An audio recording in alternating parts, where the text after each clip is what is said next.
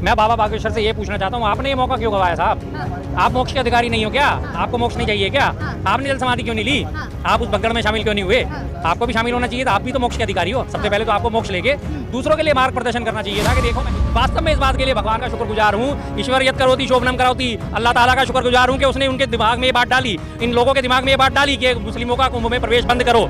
आज अगर मुस्लिमों का कुंभ में प्रवेश होता और उसके बाद अगर ये भगदड़ मचती तो आज सारे के सारे ये लोग मिलकर ना एक ही साथ में इनको बलि का बकरा बना देते, सारे के सारे इसी बात पे उनके ठीकरा फोड़ देते कि मुसलमान कुंभ में गए थे इसलिए आज भगदड़ मची, मुसलमानों ने हरकत करी इसलिए भगदड़ मची, इसलिए लोग मारे गए। उनकी बात हनुमान जी से होती है तो हनुमान जी ने उनको ये नहीं बताया भाई यहाँ पे भगदड़ मचने वाली है 30-40 एज पर शासन प्रशासन 30 मौतें हुई हैं, तो क्या यहाँ पे 30 मौतें होने वाली है? हनुमान जी सर्वद्रष्टा है, सर्वव्यापी हैं, तो बाबा बागेश्वर को क्यों नहीं बताया भाई आगे भगदड़ से मौतें होने वाली उनको बचा ले? प्रशासन की गलती से मची। प्रशासन में वहाँ पे कमिश्नर ने आपको देखा रात को 1:30 बजे अनाउंसमेंट कर रहे थे माइक लेके, जो सोवत है वो खोवत है, उठ जाओ फटाफट नहीं तो सुबह भगदड़ मच जाएगी। उन्हें पहले से इस बात का अंदेशा था कि भगदड़ मचेगी और कम का जो जिसे क्या लग रहा है सर, जिस तरीके से बाबा बागेश्वर ने कहा कि कुंभ में जो हादसा हुआ उसमें जो लोग मरे हैं वो मोक्ष को प्राप्त हुए?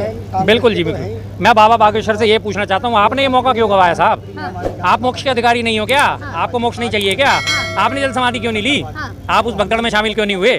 आपको भी शामिल होना चाहिए था, आप भी तो मोक्ष के अधिकारी हो। सबसे पहले तो आपको मोक्ष लेके दूसरों के लिए मार्ग प्रदर्शन करना चाहिए था कि देखो मैंने मोक्ष प्राप्त कर लिया है। जब आप मोक्ष प्राप्त कर लेते, आपके चेले चपाटे जितने भी हैं वो सारे के सारे कहते देखो हमारे बाबा तो मोक्ष प्राप्त हो गए, तो बाकी लोगों में ऑटोमेटिकली जो इंटेंशन जागती कि हाँ हमें भी मोक्ष मिलेगा। लेकिन जब बाबा बागेश्वर ये बोल रहे थे तो धर्म संसद चल रही थी, वहाँ पे सारी बाबा ताली बजा रहे थे ये सुनकर। बिल्कुल ताली बजाएंगे। धर्म संसद में किस तरह के लोग आए आपने देखा भी तो होगा, ध्यान तो दिया होगा ना किस किस तरह के लोग आए उस धर्म संसद में, कैसी बातें करने वाले आए थे वो सिर्फ। मैं तो बार बार इस बात को उठाता हूँ कि ये इस तरह की जो बात हुई है, कितनी हरकत हुई, कितनी शर्मनाक हरकत है, और उसको भी वो जायज ठहराने में लगे हुए। एक कह रहा है कि हाँ जी सब मोक्ष के प्राप्त हो गए, दूसरा उनका मंत्री कह रहा है, निषाद मंत्री कह रहे हैं जो निषाद जी हैं वो कह रहे हैं अरे ये तो छोटी मोटी घटनाएं होती रहती हैं, सुबह घटना हो रही है शाम को मोदी जी कह रहे हैं हाँ कह रहे हैं कोई ऑक्सीजन की कमी से कोई दवाइयों से मर जाता है, तो यहाँ तो गंगा के किनारे मरे हैं ना। बिल्कुल बिल्कुल गंगा के किनारे मरे थे, ऑक्सीजन और दवाइयों की कमी से जब कोविड में मरे थे। गंगा का सारा किनारा जो है लाशों से पटा पड़ा था, शायद उन्हें वही याद आ रहा होगा। गंगा के जो किनारा आपने देखा था ना कोविड में क्या हालत हुई थी, सारे के सारी लाल चुनरियां फिर उसके बाद से हटानी शुरू कर दी जब मीडिया में मामला आना शुरू हुआ था कि गंगा का सारा किनारा जो है रेत के किनारे में लाशें दबी पड़ी हुई हैं। जी बाबा बागेश्वर चमत्कारी है। अरे चमत्कारी है, मैं बाबा से एक बात कहता हूँ, अगर वो चमत्कारी है, चमत्कार दिखाए मेरी नाक पे मस्सा ऐसे हटा देंगे, मैं मान लूंगा कि जिंदगी भर के चमत्कारी हैं वो। मेरी पिछली जिंदगी के बारे में, आज मेरी 50 साल के लगभग उम्र है, मेरी पिछली जिंदगी के बारे में गिनती की 4-6 सवाल में लिखूंगा सारे मीडिया के सामने, खुला चैलेंज, सबको पर्ची लगा के आपके हाथ में सील पर पकड़ा दूंगा के, और फिर मैं उनसे वो सवाल पूछूंगा, उसके आंसर मैं आपको लिख के दे दूंगा। अगर वो इतने चमत्कारी, मेरी सिर्फ 4 बातें बता दें, मैं मान जाऊंगा हाँ वो चमत्कारी है। बागेश्वर ने कहा था कि जो कुंभ ना नहाए वो देशद्रोही है। बिल्कुल जी बिल्कुल, सारे देशद्रोही हैं। मात्र अभी 30 या 40 करोड़ लोग जहाँ, बिल्कुल नहीं, मैं तो देशद्रोही हूँ, मैं तो जाता ही नहीं। मैं इस तरह के आडंबर में कभी भी विश्वास नहीं रखता, सीधी सी बात है। मैं स्वामी रैदास की बात को हमेशा यकीन करता हूँ, मन चंगा तो कठौती में गंगा, मानते हैं इस बात को? सबसे बड़ी उनकी उक्ति है, लोकोक्ति है, मन चंगा तो कठौती में गंगा। अगर मेरा मन चंगा है तो मेरे लिए गंगा यहीं मौजूद है, मुझे कहीं जाने की, किसी के दर पे जाने की जरूरत नहीं। लेकिन बाबा बागेश्वर ने कहा था कि कुंभ में मुसलमानों का प्रवेश वर्जित होना चाहिए। बहुत बढ़िया कहा, बहुत बढ़िया कहा। मैं आज वास्तव में इस बात के लिए भगवान का शुक्रगुजार हूँ। ईश्वर यत करोति शोभनम कराओति, अल्लाह ताला का शुक्रगुजार हूँ कि उसने उनके दिमाग में ये बात डाली, इन लोगों के दिमाग में ये बात डाली कि मुस्लिमों का कुंभ में प्रवेश बंद करो। आज अगर मुस्लिमों का कुंभ में प्रवेश होता और उसके बाद अगर ये भगदड़ मचती तो आज सारे के सारे ये लोग मिलकर ना एक ही साथ में इनको बलि का बकरा बना देते, सारे के सारे इसी बात पे उनके ठीकरा फोड़ देते कि मुसलमान कुंभ में गए थे इसलिए आज भगदड़ मची, मुसलमानों ने हरकत करी इसलिए भगदड़ मची, इसलिए लोग मारे गए। आज उनके पास कोई बलि का बकरा मिल नहीं रहा, किसी वो बलि का बकरा बनाए। उनकी व्यवस्थाओं की पोल खोलती, साफ व्यवस्थाओं की पोल खुली है, लेकिन उनके पास बलि का बकरा मौजूद नहीं है। इसलिए मैं कहता हूँ कभी कभी कुछ चीजें ऊपर वाले की हमें लगता है यार बड़ी बुरी हो रही है, लेकिन बाद में पता चलता है वो वास्तव में सही थी। एक छोटी सी क्लिप वायरल हो रही है जिसमें 2 मुस्लिम युवक हैं जो जान बचाते हुए नजर आए। बिल्कुल बिल्कुल, उनका एहसान हमेशा रहेगा, जिंदगी भर रहेगा। और ऐसी बात नहीं है, आदमी आदमी को पहचानता है, आदमी आदमी की सेवा करता है। जब आदमी किसी की सेवा कर रहा होता है उसे किसी को ध्यान नहीं होता। हाँ जी बिल्कुल खोलती, अच्छी बात है, जाहिर बात है, यही तो मानवता है, यही तो धर्म सिखाता है, यही तो धर्मगुरु सिखाते हैं, यही तो भगवान सिखाता है।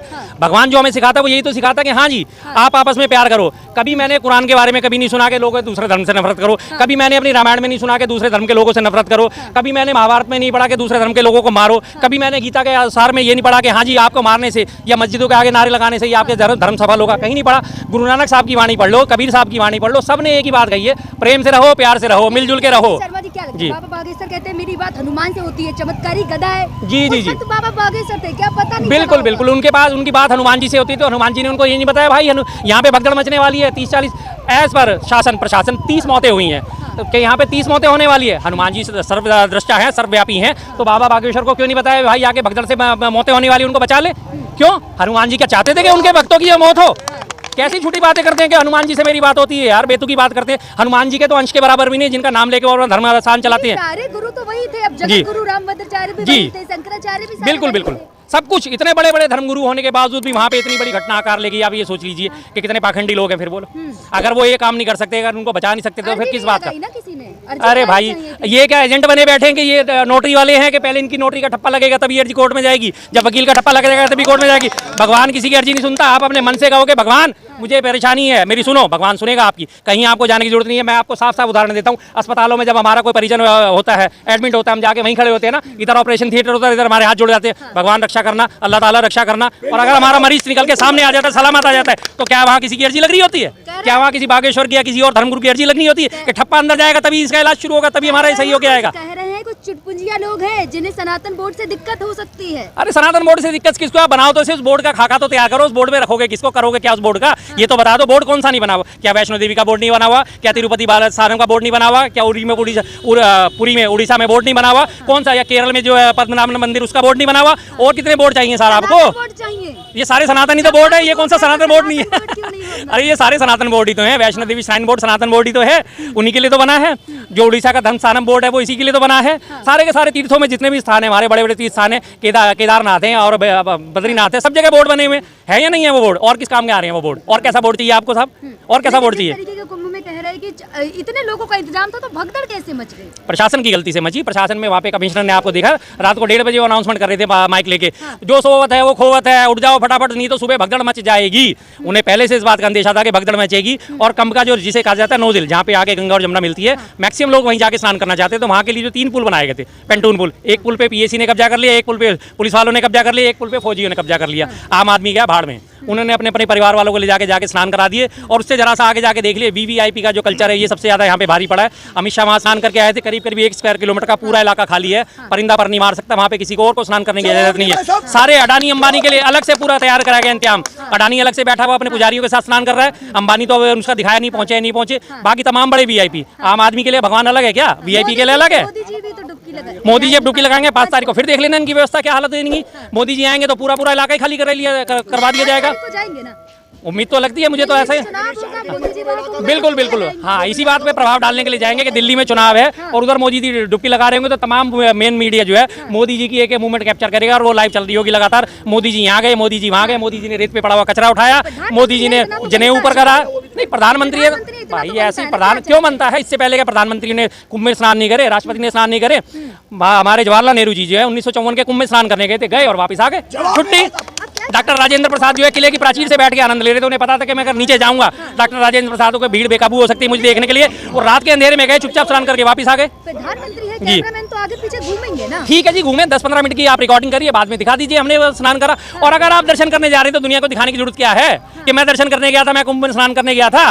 क्यों जाए? मैं मंदिर जाऊँ और 4 लोगों को दिखा के जाऊँ भाई मैं मंदिर गया था, तभी मैं माना जाऊंगा कि मैं ब्राह्मण हूँ, मैं पंडित हूँ? अरे मैं तो मंदिर मंगलवार को जाता हूँ, बरगढ़ वाले बाबा जाता हूँ, चुपचाप दर्शन करता हूँ, वापस आ जाता हूँ। क्या मुझे जरूरत है बार बार अपनी आस्था का प्रदर्शन करने की? लेकिन बाबा बागेश्वर की अगर बात करूँ तो चमत्कारी बाबा है। कोई चमत्कारी नहीं है, फ्रॉड बाबा है, झूठे बाबा है। बेशक उनके समर्थक आके मेरे से लड़ाई कर लें, झगड़ा कर लें, मुझे गालियां मत दे, फ्रॉड बाबा है। चमत्कारी अगर होता तो चमत्कार होने से पहले इस चमत्कार को दिखाता कि 30 लोगों की जो एज प्रशासन कि 30 लोगों की भगदड़ में मौत ना हुई थी, उसे इस भगदड़ का पहले से ज्ञान होता। चमत्कारी बाबा से तो तब भी सवाल पूछे गए जब उड़ीसा में रेल दुर्घटना हुई थी, 300 लोग जो है मरे गए थे, तब भी यही बात हुई कि आप अर्जी लगा के क्यों नहीं बताया गया कि हाँ जी 300 लोगों की दुर्घटना होने वाली है? नहीं, मुझे पता तो था लेकिन मैं बता नहीं सकता था। तो फिर तुम्हारा ज्ञान किस काम का भाई साहब? अरे मोक्ष इसने देखा जी, साफ बात है, मैं तो साफ बात कहता हूँ, मोक्ष की प्राप्ति करनी है। आप उदाहरण बनो ना दुनिया के लिए। आप सबसे पहले जाके जल समाधि लो गंगा में, त्रिवेणी संगम में। अभी बसंत पंचमी का भी स्नान आया, बिल्कुल बसंत पंचमी का स्नान आ रहा है, बाबा जल समाधि ले, और उनके चेले उन्हें बताया कि बाकी लोगों को दुनिया को देखो, बाबा को मोक्ष चाहिए था, बाबा ने मोक्ष ले लिया, तब जाके मैं मानूंगा कि हाँ वास्तव में मोक्ष के अधिकारी है। कि मैं कभी नहीं कहता कि मोह माया से दूर रहे। हाँ जी बिल्कुल, वो कहेंगे भी नहीं, क्यों कहेंगे? वो उनका करोड़ों का साम्राज्य खड़ा हो गया, वो कैसे कह सकते हैं, किस मुंह से कह सकते हैं? वो तो जनता के लिए कहेंगे बस कि मोक्ष प्राप्त हो गया। मोक्ष का मतलब ही क्या होता है? सांसारिक मोह भावना से मुक्त हो जाओ। राजनीति चलती है? बिल्कुल नहीं चलती। धर्म से राजनीति ये लोग चला रहे हैं, लेकिन धर्म की राजनीति होनी चाहिए, धर्म के लिए राजनीति नहीं होनी चाहिए। ये धर्म से हिंदू राष्ट्र बने तो दिक्कत क्या? क्या है, सही तो मुझे कोई दिक्कत नहीं है जी, हिंदू राष्ट्र बने मुझे कोई दिक्कत नहीं है, हिंदू राष्ट्र बनता है और उसके बाद हमारा भुखमरी इंडेक्स भारत का 111वें नंबर से 111वें नंबर से 0 नंबर पे आ जाता है, मुझे कोई आपत्ति नहीं है। भारत में बेरोजगारी दर शून्य हो जाती है, मुझे कोई आपत्ति नहीं है। महंगाई कम हो जाती है, मुझे कोई आपत्ति नहीं है। बहन बेटियों की इज्जत आबरू सुरक्षित हो जाती है, मुझे कोई आपत्ति नहीं है। पीड़ितों को न्याय मिलना शुरू हो जाए, मुझे कोई आपत्ति नहीं है। दलितों को घोड़ी चढ़ने का अधिकार मिल जाए, मुझे कोई आपत्ति नहीं है। ये आज की डेट में हो रहा है, दलितों के सर पे पेशाब करा जाता है। हिंदू राष्ट्र बनने के बाद अगर वो चीजें बंद हो जाएं, मुझे कोई आपत्ति नहीं है, कोई आपत्ति नहीं है जी। कुंभ पे योगी जी से सवाल किया गया जी। तो उन्होंने पत्रकार से बोला 10 मिनट रुक जाएं जरा, हाँ। बाद जवाब दें। जी जी, तो सोचा होगा ना उन्होंने, उनके पास आया होगा ना कहीं से कि मैं क्या जवाब दूं, क्या नहीं जवाब दूं। उनके पास जवाब तो बनते ही नहीं है, क्या जवाब देंगे वो। अगर ये बात करते तो उनके पास कुछ जवाब होता तो 10 मिनट रोकने की जरूरत क्या पड़ती। आप मेरे से बैक टू बैक भावुक हो गए, आप मेरे से बैक टू बैक क्वेश्चन कर रहे हैं, मैं आपको लगातार जवाब दे रहा हूँ ना। 10 मिनट का समय उन्होंने इसलिए ना, पहले मैं सोच लूँ क्या बोलूँ क्या ना बोलूँ, क्या बोलूँ क्या ना बोलूँ, कैसे डिफेंड करूँ कैसे डिफेंड ना करूँ। तो हो गए ना, भावुक सब हो रहे हैं, भावुक होने हम भी भावुक हो रहे हैं। आज वो जो 30 लोग मारे गए हैं उसके लिए भावुक हम भी हैं, क्यों नहीं भावुक हैं। 30 लोगों की जान गई है, कीमती जान गई है। एक न्यूज चैनल में एक क्लिप बहुत ज्यादा वायरल हुई जिसमें हॉस्पिटल में पत्रकार को जाने से रोका और बाहर भगा दिया। ये कोई पहली न्यूज़ नहीं है यूपी की, ये पहली न्यूज़ नहीं है। आप इस पे अचंभित हो सकते हैं, मैं इस पे अचंभित नहीं हो सकता। इससे पहले यूपी में रोटी के साथ नमक दिया जाता था, मिड डे मील में कहा जाता था, दावे करे जाते थे हम मिड डे मील बहुत बढ़िया देते हैं, पूरे देश में सबसे बढ़िया मिड डे मील देते हैं। जिस पत्रकार ने ये पोल खोली थी कि नमक और रोटी दी जाती है पानी के साथ, उसी पत्रकार को उठा के जेल में डाल दिया था।